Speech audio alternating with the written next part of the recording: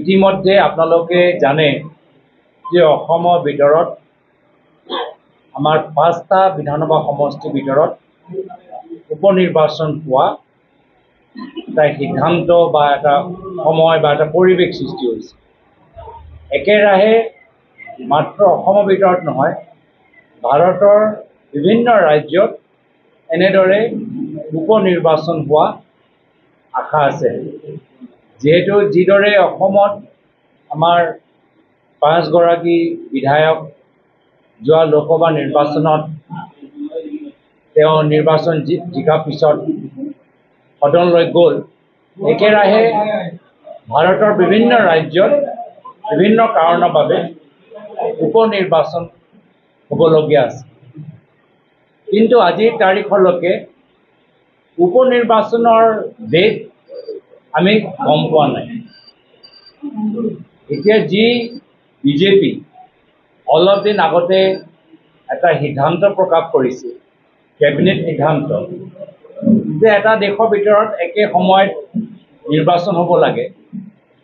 আজি তেওঁলোকে one nation one ইলেকশ্যনৰ কথা কয়, কিন্তু আমি দেখা পাইছোঁ এতিয়া নিজৰ সুবিধা মতে এতিয়া হাৰিয়ানা নিৰ্বাচন বেলেগকৈ পাতিবলৈ বিচাৰে, মহাৰাষ্ট্ৰ নিৰ্বাচন বেলেগকৈ পাতিবলৈ বিচাৰে, উপনিৰ্বাচন বেলেগকৈ পাতিবলৈ বিচাৰে। তাৰ মানে কি? যদি নিজে প্ৰধানমন্ত্ৰী মোদী ডাঙৰীয়া এটা কেবিনেটৰ এটা সিদ্ধান্ত লৈছে ওৱান নেশ্যন ওৱান ইলেকশ্যন, এই সময়তে ওৱান নেশ্যন ওৱান ইলেকশ্যন কৰি দেখাওক। যি ৰাজ্যত বিধানসভা নিৰ্বাচন হ'ব লাগে, য'ত উপনিৰ্বাচন হ'ব লাগে, একে সময়ত একেদিনাই কৰাই দিয়ক। সেইখিনি আকৌ তেওঁলোকে নকৰে। আৰু নকৰাও কাৰণটো ৰাইজে এতিয়া গম পাই গৈছে যে বৰ্তমান চৰকাৰ এতিয়া স্থিৰ চৰকাৰ হিচাপে আমি গ্ৰহণ কৰিব নোৱাৰোঁ।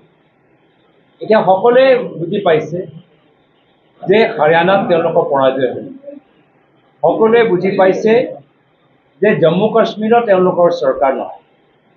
সকলোৱে বুজি পাইছে যে ঝাৰখণ্ড মহাৰাষ্ট্ৰ পিছুৱাই এটাহে তেওঁলোকৰ কাৰণ, কিবা কৰি তেওঁলোকে দুটা নিৰ্বাচন জিকিবলৈ চেষ্টা কৰিব। আপুনি নৰ্থ ইষ্ট ফুৰিম বুলি ভাবিছে নেকি? আপুনি নৰ্থ ইষ্ট ক'ত কেনেকৈ ফুৰিম বুলি যদি ভাবি আছে, তেতিয়াহ'লে এতিয়াৰ পৰা আৰু চিন্তা নাই। আপনি গাড়ী আছে।